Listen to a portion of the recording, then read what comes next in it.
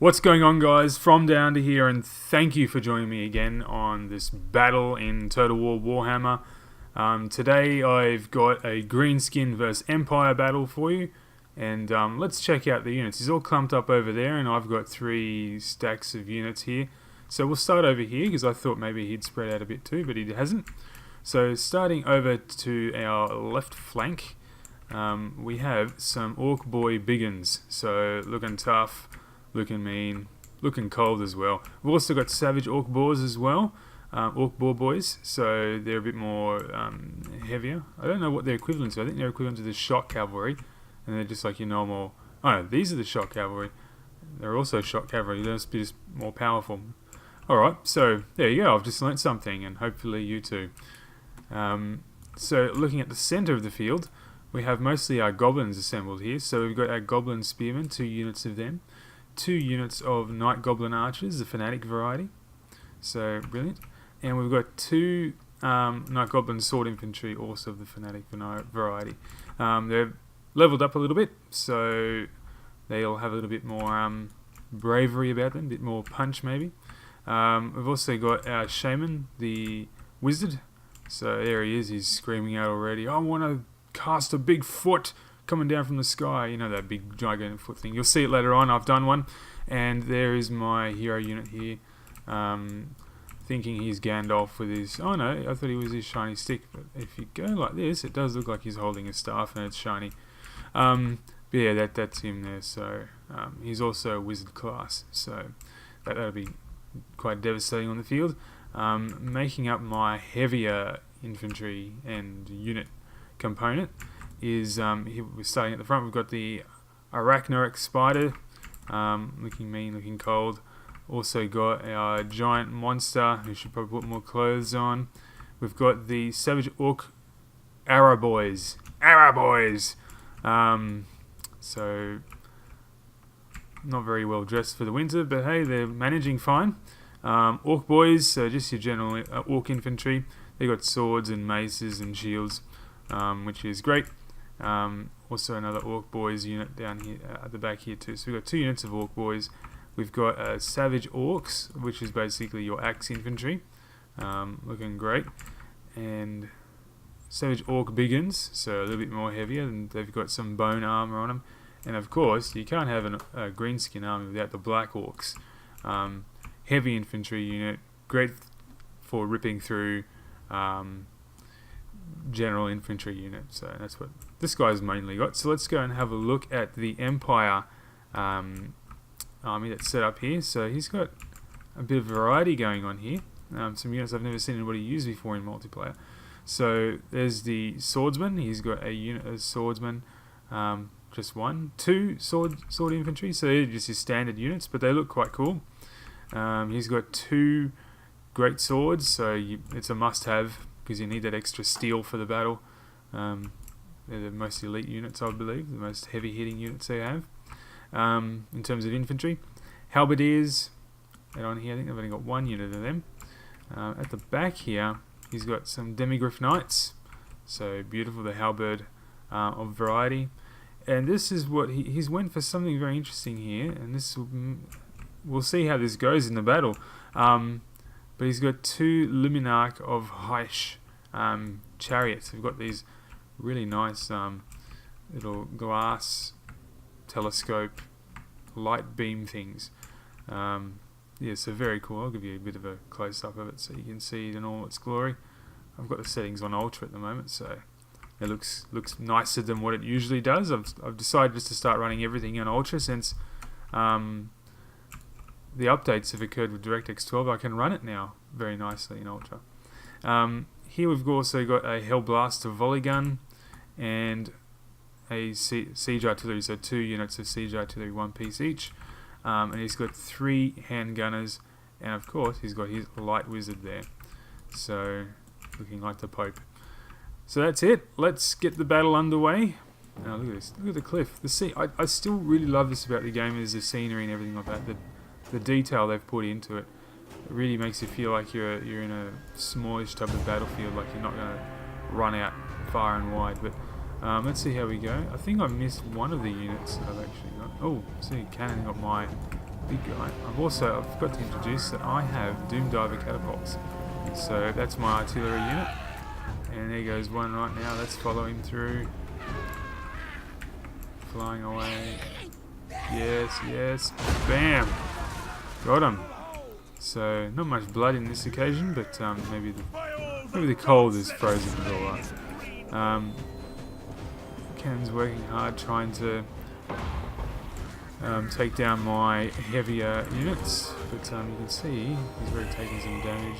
Not in the gut though, from the cannon that shot him earlier on. Kind of like that episode of The Simpsons where Homer's standing on the stage and he's in the freak show and they're shooting the cannon at him and hits his belly.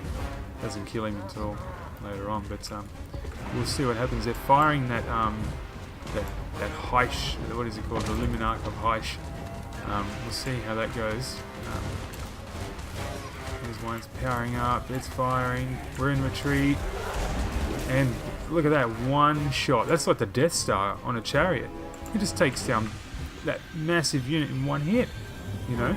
I don't know how it goes against infantry, but look at that, now I've lost both of my big giant units, so quite devastating. They're slow at firing, but geez, if you've got a heap of these, I'm sure they'll take a few out, at least before they do some damage to you. You can reposition them. Doom Divers are still doing some damage. You've got to get the halberdiers a little bit. Now let's see what we're doing in terms of maneuvers. We're moving the bulk of the Orc army down through. The Goblins are also coming up.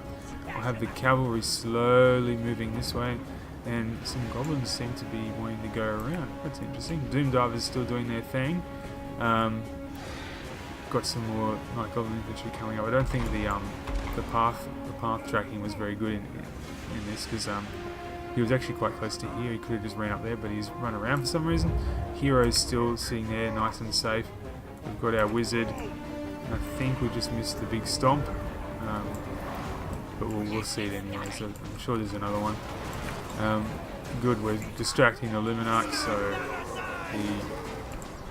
that will be at least out of action for a little while. That one back there is not doing anything. I don't know what they're doing. We should just be trying to... I'd like to see him fire on the infantry and see how that affects him. But, oh, I might be able to see it now. And he's aiming for my hero, and I'm not noticing it. I'm not moving him. He attacks, so obviously nothing's happening. And here we go. I think the big stomp's going to happen. Bam! Got the somatic shot as well. So yeah, that's quite powerful. What it's really good for is, I find it's best disrupting the lines. So if they got like a big thick line of infantry and you can't reach them, hit that with the big stomp, and or stomp it with that big foot, and it blasts the lines apart. But my infantry looks like they're going to go in retreat here, so it didn't really help. And here comes the Demigryph Knights, not good at all. Engaging the handgunners, which is great. We always need that to happen. Here come my goblins, so they're coming around from behind. This is actually going to work out quite well because we'll be able to take out the cannons. Which can still cause me some trouble. The balance at the moment, it's in their favour, but it's now coming into my favour. They've only got 90 troops left. Oh, because everyone's in retreat, they might come back. And it's starting to turn in my favour, which is nice. Let's see what's going on here. Not much. My cavalry's starting to come around into the battle, which is good. And I think I've pretty much got this. I don't see any other units going on here. I think my hero unit's gotten killed or chased off, but the good thing about the Greenskins is they don't really need leadership. They don't retreat when their leader dies. You know, unlike Bretonia. I'll show you. I've got an episode coming on where I fought as Bretonia, and as soon as the hero died, they just all retreated. I could have won the battle, but yeah, it's strange. But anyways, so here comes my cavalry on their boars, ripping through them. What are the units that they still got in place still makes it balanced? They've only got 36. How is it that this bar is not all the way up here, showing that I've got the day? It must be because of the hero units still in it.